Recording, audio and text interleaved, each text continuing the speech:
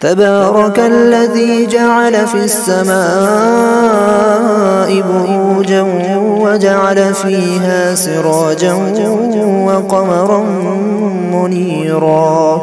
وهو الذي جعل الليل والنهار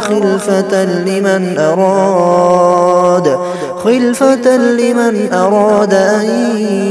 يذكر أو أراد شكورا وعباد الرحمن الذين يمشون على الأرض هونا وإذا خاطبهم الجاهلون قالوا سلاما والذين يبيتون لربهم سجدا وقياما والذين يقولون ربنا اصرف عنا عذاب جهنم إن عذابها كان غراما إنها ساءت مستقرا ومقاما والذين إذا أنفقوا لم يسرفوا ولم يقتروا وكان بين ذلك قواما والذين لا يدعون مع الله إلها آخر ولا يقتلون النفس التي حرم الله إلا بالحق ولا يزنون ومن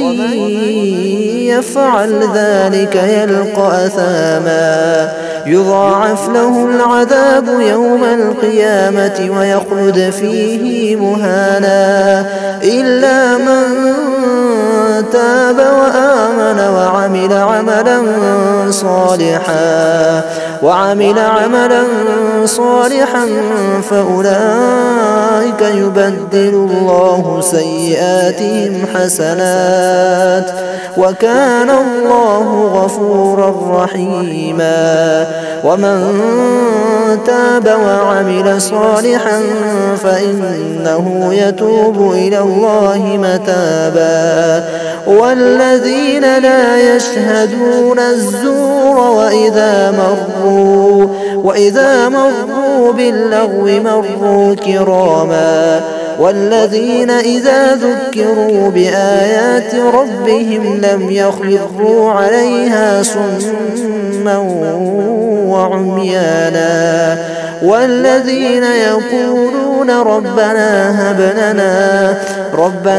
هب لنا من أزواجنا وذرياتنا قرة أعين